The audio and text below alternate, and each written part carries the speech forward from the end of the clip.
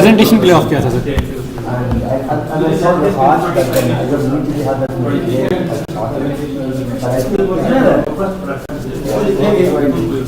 Sir हमें अंदर चले जाओ चलिए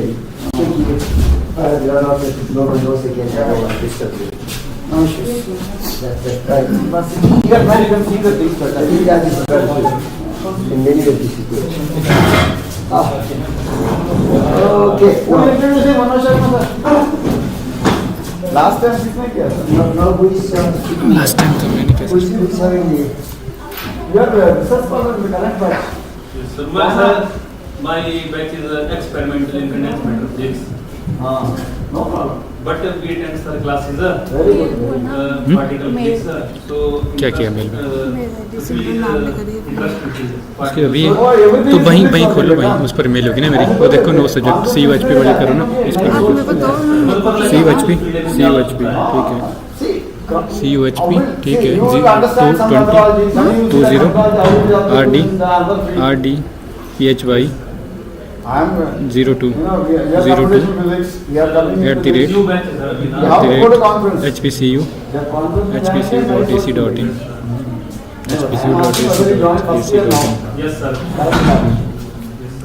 yes sir POU hyphen OC actually I have some classes for that yes complex work sir is our senior no that is lab yes sir lab we are giving to him theory is with me only I'll come how you actually this one is not busy next Monday on the start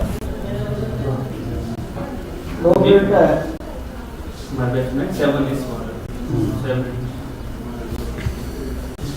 oh sorry you see after coming to your class you did not go to the party even after listening to me you go to the party he's interested sir actually there is nothing like particle physics nuclear physics and that physics is physics only or how is the food today is better slightly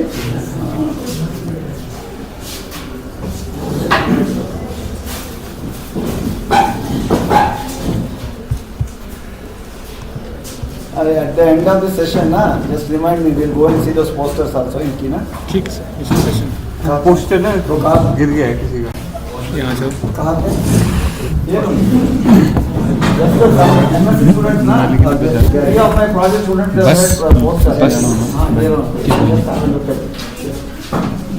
बस तो जाती रहती है शाम को जैसे मतलब 8 बजे भी जाती है 9 बजे भी जाती है मनाली अमृतसर मनाली जाती है 9 बजे और 5-6 बजे पहुँचाती है 9 बजे हाँ 9 बजे यहाँ से भी आगे से इंद्रमण से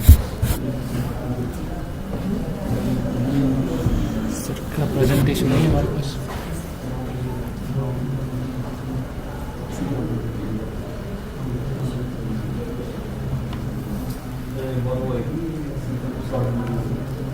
right 2:30 हो गए teacher exactly precise let us begin come on let's begin right on guys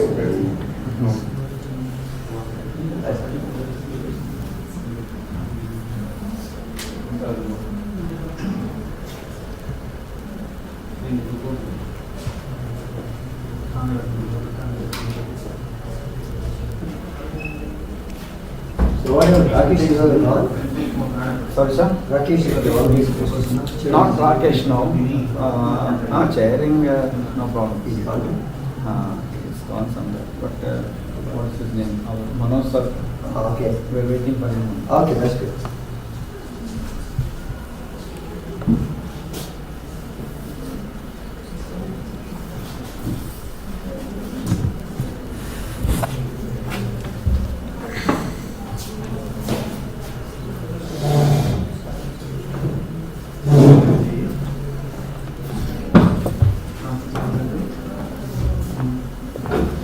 okay that's good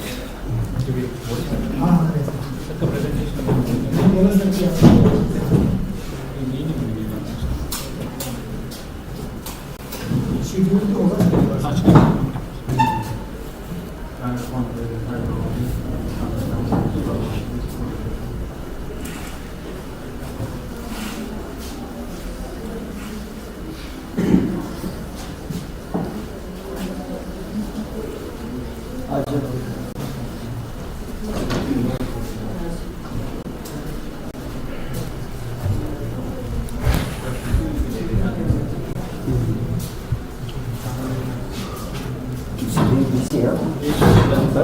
Starting Monday again. Starting on Monday.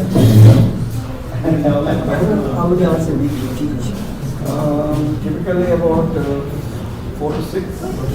That's not enough lab. Or in addition lab in addition. How many hours? That's Totally we are supposed to teach 14 hours. really that much. Yeah. Assistant professor will 16. Associate professor 14 hours. So like if you have project students, then it will reduce a little bit. Project also comes under that. Oh, I see. So if you got students which is college, which is then make it count as lab hours. But yes, somebody 46 plus, it is a long time.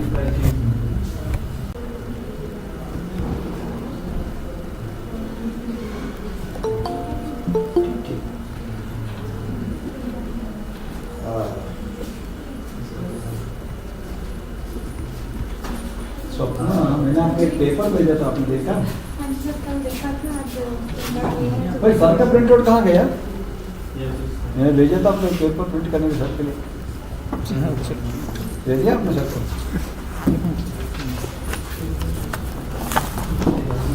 ये नहीं है sir. तो इसको थोड़ा पढ़ लेना। How is it?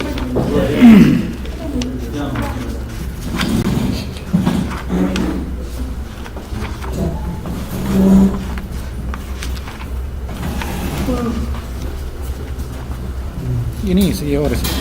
ये क्या नालम का? ये सर, ये दो दूसरे वाले सर। सर का नहीं, एक 6-7 पेज का ना ठीक था। व्हाट्सएप में देखो, ऑफिस को भेज दो, नहीं तो मेरा कंप्यूटर से देख निकालो ना। Very sorry. No problem. Should we start?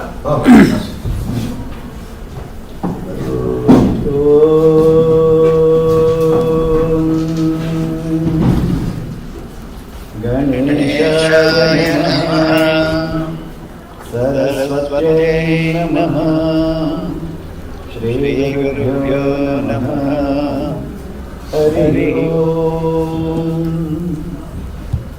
ॐ भद्रं कर्णे विष्णुनयनदेवः, भद्रं पश्येमाक्षभिर्यजत्राः, स्थिरैर्यैस्तुष्टुवांसस्तनूभिः, व्यशेमदेवहितं यदायुः। स्वस्ति न इन्द्रो वृद्धश्रवाः, स्वस्ति न पूषा विश्ववेदाः, स्वस्ति नस्ताक्षो अरिष्ठनेमिः, स्वस्ति नो बृहस्पतिर्दधातु। ॐ शान्ति शान्ति शान्तिः।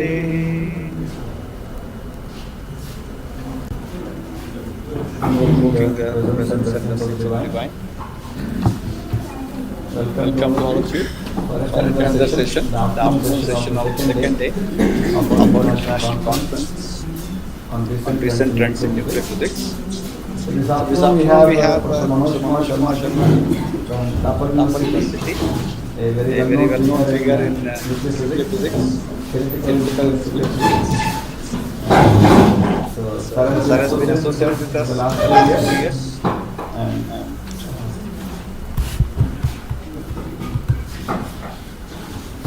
Lalit introduce. Huh?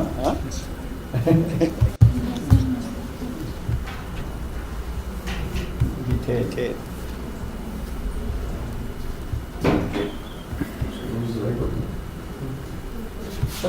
पहला आपके यहाँ होगा जी।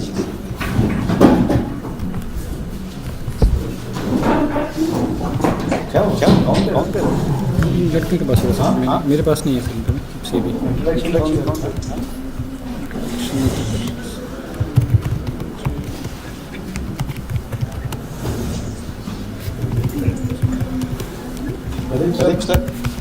Say something about more detail to the audience.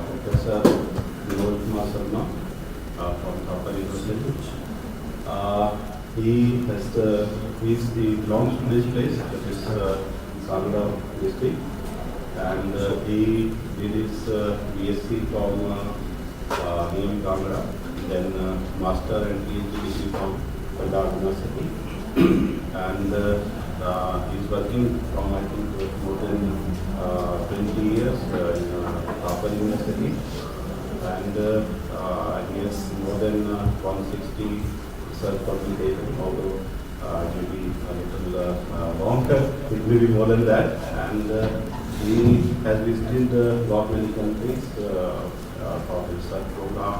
He stayed in Germany and then France for doing PhD and even after PhD program. So I welcome you, sir. Thank you.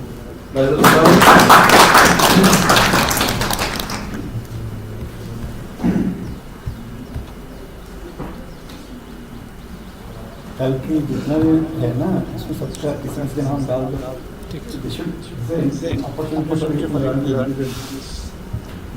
Last time ना actually नाम भी डाल दिया इस बार बहुत लंबा वाला है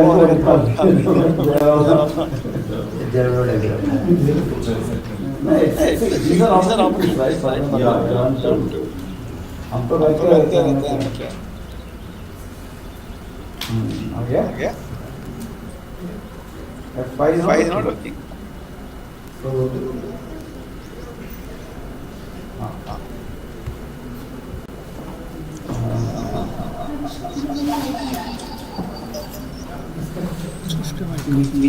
should we start? Yes.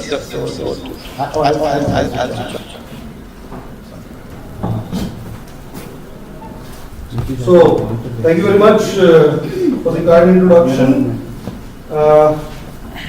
First of all, I'm thankful to Professor Shastri for the invite for this international conference.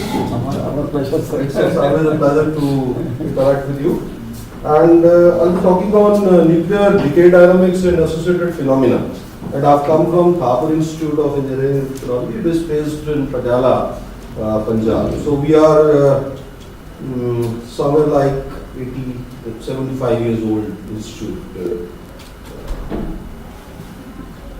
So because I'm talking about the decay dynamics, I'll give you some slides primarily for the students, maybe not very relevant for the front benches.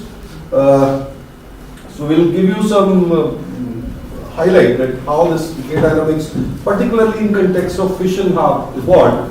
So we started with the discovery of fission in 1939, followed by spontaneous fission, then chain reactions, and then of course the fast fission led to the understanding of this stage. 49 we had the shell model, so we started understanding this shell closure effects and the pairing, etc. So understanding improved, and we started foreseeing the behavior of fission decay dynamics with much more clarity. 60s and 70s, this development of nuclear reactors. Then of course we have this heavy ion induced reactions, quasi fission, deep inelastic collision, ternary and fast fission. So by roughly 40 years, this is what we have to our disposal as far as this particular subject is concerned. And then of course we started exploring the possibility of further understanding of nuclear structure in context of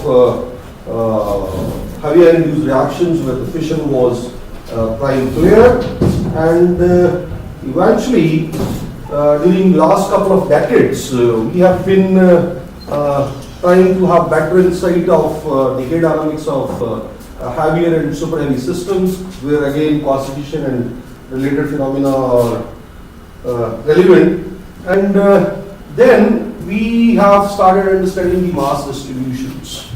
So earlier we were talking only about the quanta of or the magnitude of the fission cross sections, but now we started identifying the fragments which were contributing for it.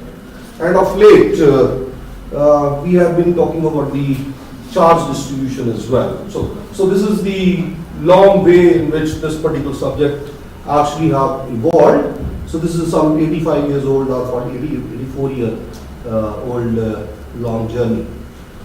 So this slide is probably shown earlier as well, but just for the younger student, please try to understand that as far as this nuclear dynamics is concerned, whether it is fusion or fission, this barrier distribution plays a very important role. So if my barrier characteristics are under my control, I would say that my fusion and fission is actually under my control. So the main contributors are, you have this nuclear potential, then of course you have this Coulomb potential and centrifugal potential. So if you add these three, this is what you get. And then we have a lot of interesting physics near the Coulomb barrier, above Coulomb barrier and below Coulomb barrier. And this is what we do more or less as far as our interests are concerned. And because I do theoretical work, so the methodology which we use is we have the recipe that we believe that there is possibility of clustering within the nuclear domain.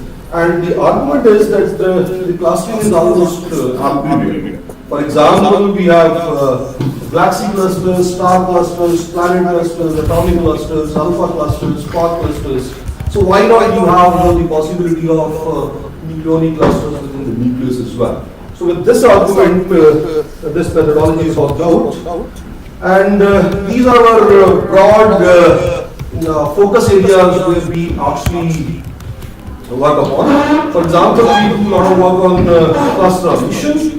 That means the ground state decay dynamics of nuclear systems, where we talk about traditional alpha decay, spontaneous fission, then of course the fourth and fifth kind of radioactivity, we call it as cluster radioactivity and heavy particle radioactivity. And in recent times, we have started talking about, we started exploring this ternary and quaternary fusion as well from on the basis of this particular methodology. So, and then of course we do work on the synthesis of superheavy elements, and our idea is to explore the possibility of actual closer situations or Mezzi zones where stable superheavy systems can be generated. And of course we have given some useful insights and useful inputs for the experimental colleagues working in this particular area. Then of course we work on fusion fission and related mechanisms like evaporation residue, intermediate mass spectrums, heavy mass spectrums, and so on and so forth. And many a time there is a possibility that this phenomena is where a proper complete equilibration of compound system is found, and situations are that you may not reach at this particular threshold. So there is a possibility of pre-equilibrium fission kind of, or pre-equilibrium fission kind of thing. We have a couple of talks earlier as well. So there we are talking about these phenomena like quasi fission, velocity, and other things. So idea is to have better and better description of decay dynamics, not only for the ground states but also for the induced reactions. So this is the methodology which we use.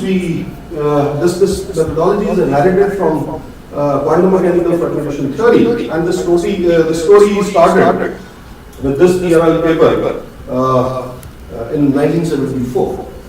So this theory was evolved in Frankfurt School, and now you can ask the question: why you want to work on a theory that was developed 5 decades back? So what happened? This concept was actually utilized for the understanding of mass distributions of spontaneous fission nuclei, and it was applied primarily for the understanding of ground state decay dynamics, that is the cluster radioactivity and spontaneous fission, etc.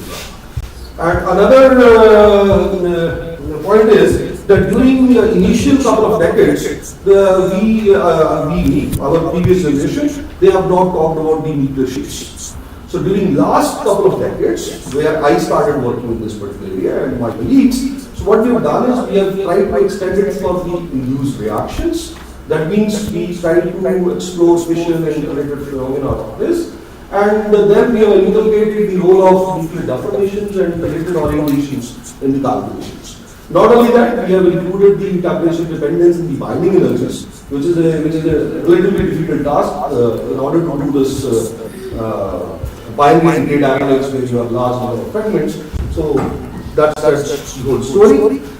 So So 74 it was applied for mass distribution, and then of course Professor Gupta and colleagues, they have extended it for the charge dispersion, and I've already told you that initial couple of decades it was primarily for the ground state decay and without shape inclusion, and during last couple of decades it has been extended for inducing K dynamics, and of course shape concentrations are taken into account.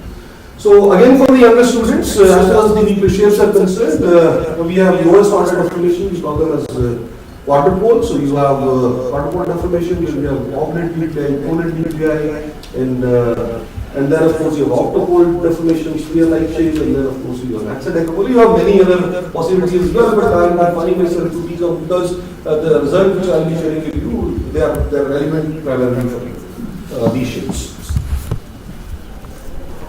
And why you actually want to do this, the reason is the moment I include definitions, my Barrett characteristic gets modified.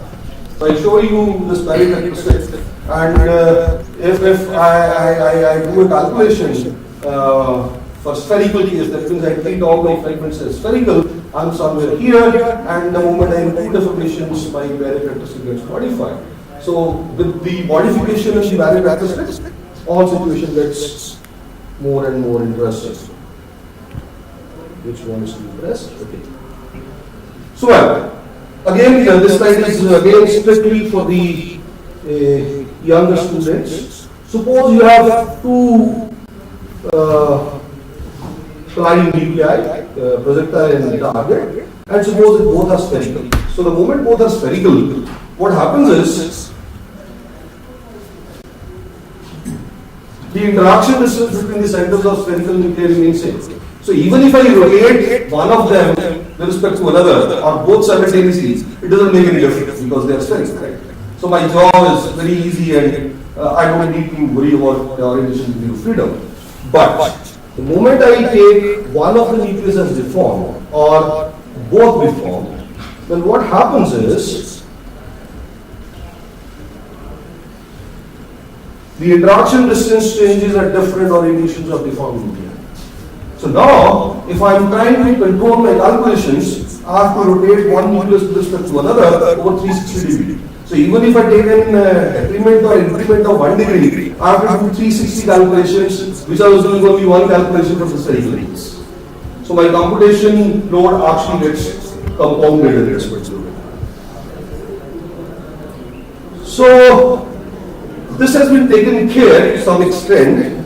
We believe that we have two schools of thoughts as far as the orientation is concerned. One is called as hot compact configuration, where we talk about head-on division, and another one is called as cold elongated configuration, where we talk about side interactions. So it was worked out, and it was decided on the basis of this work, it's a work, that some problem.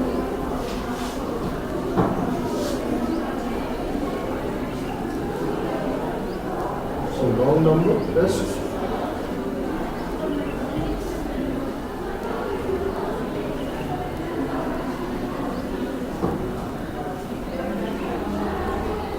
Yeah. So what I was saying was,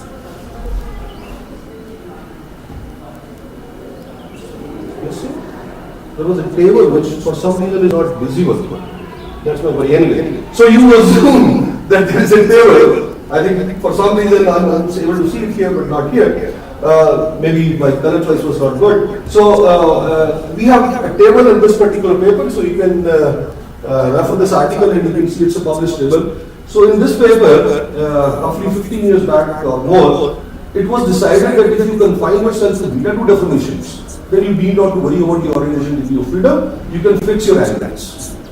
So we have the fixed angles for solid situation and for the oblate situation.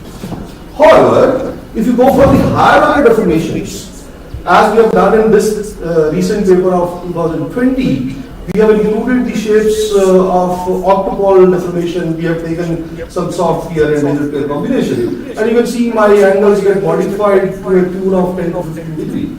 So what we are saying is that table is which was supposed to be good for any sort of deformation. So we are not telling that it's good only if you confine yourself to beta 2 deformations, and the moment you go for higher order deformations, then of course you have to do the actual calculations in this particular regard.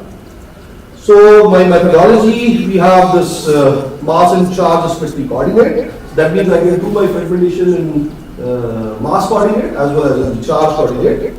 Then of course this deformation that I've already discussed, orientation, and then of course this neck length sort of thing, which is nothing but very similar to what you use in your normal asymmetric 2-center shell model calculations.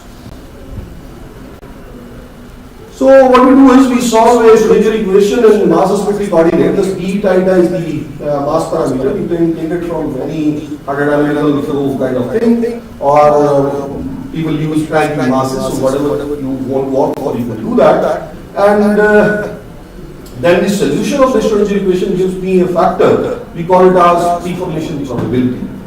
So this is the main ingredient on the basis of which the mass distributions are worked out. So what we believe is, we believe that the fragment is formed at the compound nucleus state, and this probability of the formation of the fragment at that pocket region kind of location, this gives me the structure of preformation. So this preformation I'll show you later, and it gives you an idea of mass distribution. So now the question is, in order to solve this preformation factor, I need to have a realistic potential. So my potential is binding energy, Coulomb potential, angular momentum dependent potential, and the nuclear potential.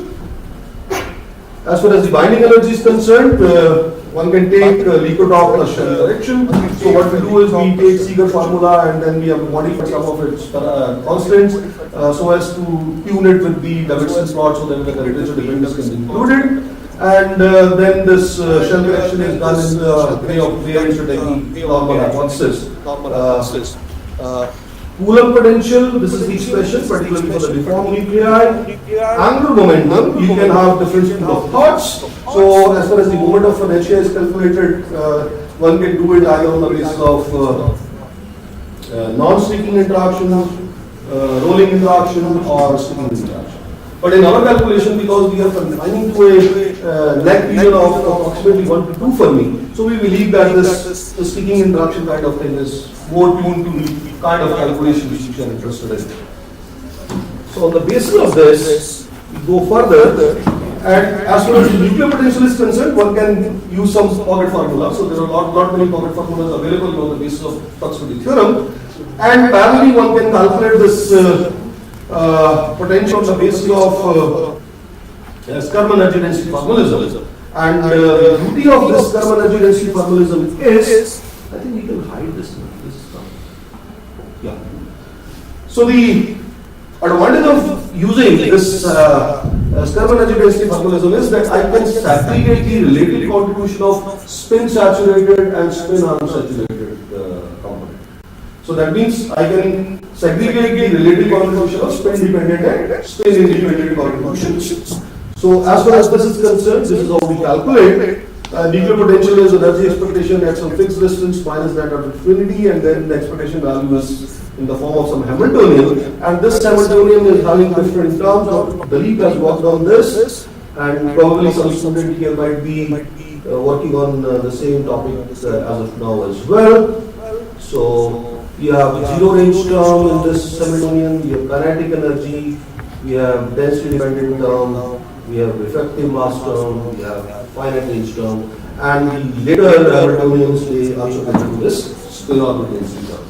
So what I'm saying is, if you take this complicated Hamiltonian, then only you will be having the luxury of having a divide between the spin saturated and unsaturated cases. Otherwise, if you are interested in the bulk contribution, then probably you can use the pocket formula.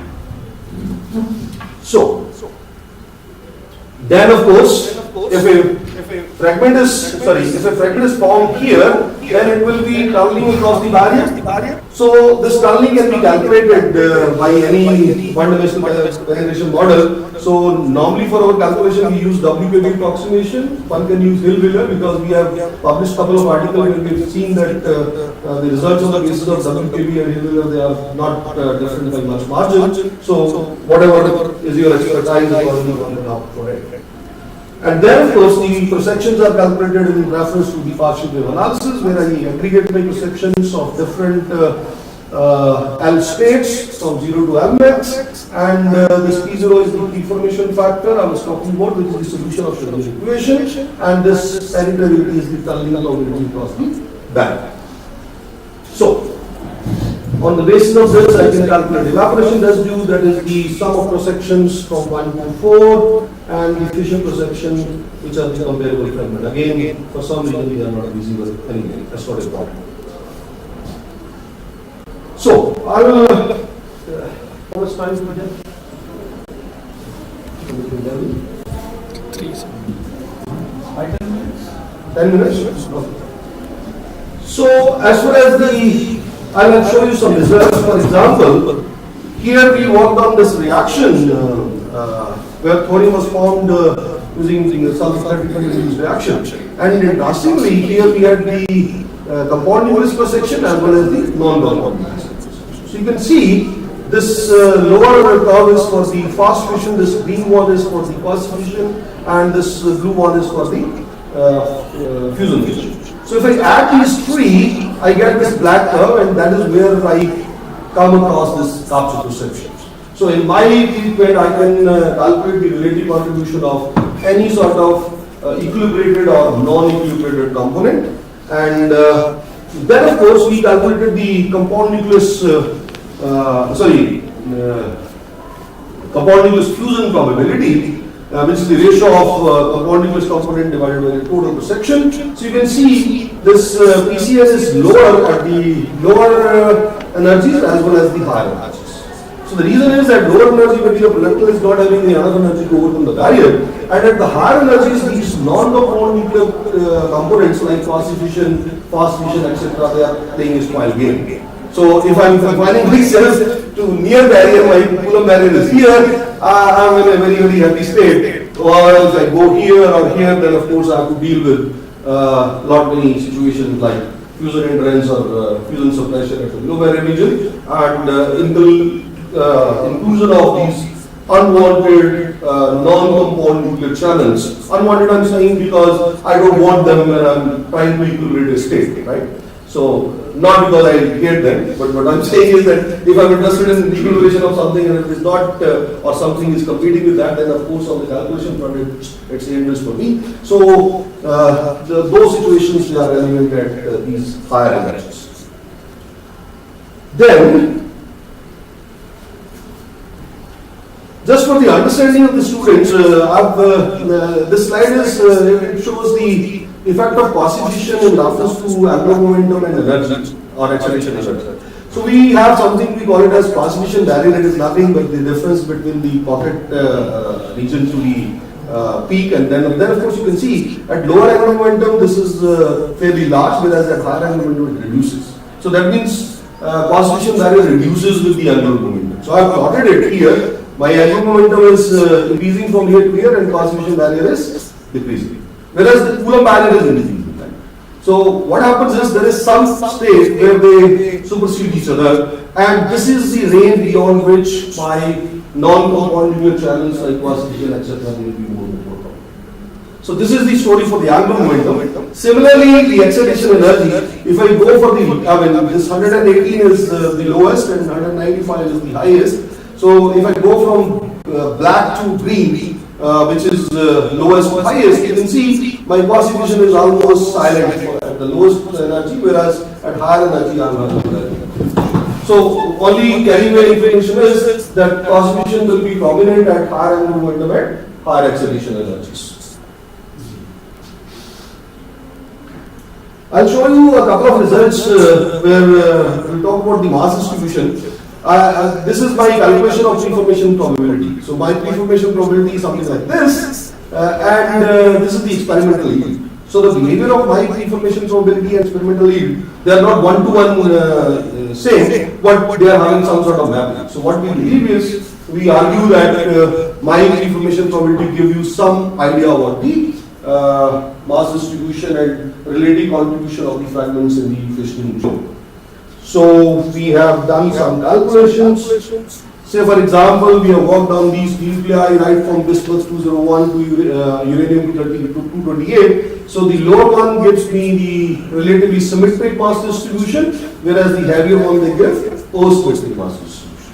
So the argument here was that once you go from the lighter system to the heavier system, your mass distribution becomes more and more asymmetric. Then we wanted to see whether the same trend continues the moment I go for the isotopic dependence of these or similar kind of nuclei. So we've done some parallel calculations and we have seen, so this one is for bismuth, then this one is for heavy nuclei up to this Ra211 or something. So you can see, again, my lighter nuclei, they are symmetric, and heavier one, they are relatively asymmetric. So this symmetry to asymmetric mass distribution trend is there either with the increase in the mass number of the system or with the isotopic increase in the mass. So, and then of course we were interested to see that where this transition occurs. I'm very sorry, I think something is wrong with my this slide. So here I calculated this ratio. I mean, what is the transition point where this symmetric to symmetric contribution actually comes up? So you just believe me, this number comes there somewhere around the mass this n-Weisner ratio of 1.4. And one another information is that this kind of variations between symmetric and asymmetric mass distributions are primarily depending upon the inclusion of nuclear definitions. Say for example, if I do two set of calculations, one set of calculation when my deformations are silent. So I have done these calculations where my deformation probability is calculated by keeping the deformation silent. That means I have deliberately taken all nuclei spherical, independent of the fact whether they are spherical or deformed. But the moment I take their corresponding deformations, my mass distribution changes to this scenario. So this kind of variations from symmetric to asymmetric or actual scenarios will be visible to you only after you include the role of deformation. So I am trying to tell you that if you are silencing your, if you are not taking care of the deformations of the fragments, then of course you are doing something wrong. But until now, I was confining myself to beta 2 deformations. So we wanted to see that what happens if we go for the higher order deformation. So in this work, we have included the role of optimal deformation, that is beta 3. And you can see this, there is black now and there is one with some blue part. Rest of the blue and black, they are overlapping. So we believe that blue is always there where the black is. So black one is when I have kept my deformations up to beta 2, and the blue one is when I have added the role of beta 3. So you can see this asymmetric shoulder is coming in. This will be more relevant, more apparent when I look at the deformation probability curve. So what I am saying is the moment I include beta 3 deformation, this asymmetric fragments they start showing up. So then we were worried whether it's a isolated effects for this nucleus only or whether it is true for all of them. So then we have done it for different isotopes of thorium. So you can see right from thorium 222 to 230, this symmetric shoulder keeps on coming the moment I add on this beta 3 deformation.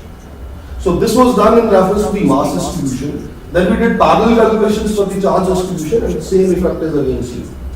So the lower one is for the charge distribution. So argument here is the moment you include higher order deformations, then of course your asymmetric fragments will start appearing in. Now I'll just show a couple of slides for the super heavy synthesis. You see the shell effects are very important once you do super heavy synthesis, because if shell effects are not there, then you will not be able to synthesize nuclei beyond 104. So all these nuclei are there because of this shell stability kind of things. So I've done this calculation where my shell fraction is 0. You can see delta is 0. So this is what my deformation fragmentation potential is, and this is my deformation probability. But the moment I include shell fraction, this blue curve changes to the red one. So my preformation factor looks something like this. And this is then when it sort of matches with the experimental situation. So argument which I am trying to carry home is that shell corrections are indispensable anyway within the periodic table, but they are totally indispensable once you talk about the synthesis of super heavy units. So these are the four factories, FLNR in Russia, there's GSI in Germany, Riken in Japan, LVM and NL in US. I have the chance to visit 3 of them. They are huge facilities, and idea is that one laboratory is working on the cold fusion route, another is working on hot fusion route, and until unless both the laboratories are proving element, that is the reason that until or unless both the laboratories are reaching at the same conclusion that nuclei is not supposed to be synthesized. So this is the reason that it's taking a lot of time. If some younger student can answer, can you tell me how many elements are there on the periodic table? 1. So you are well versed, your nuclear system is very good. So we have the 118 elements as of now. So for the information, element up to 118 is where the cold fusion was supposed to have a better inputs, and the moment we went for the heavier ones, then of course it is believed that hot fusion is a preferred approach. So these magic numbers in the black are well known to you, and these red ones are the magic numbers which we are looking at in the superheavy mass region. So if that will be having a relatively stable superheavy system within a few years from now. And if it is at 126, maybe we have to wait maybe for another decade or so, or maybe more.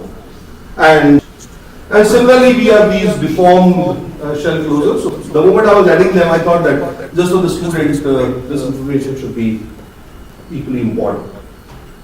So, as probably I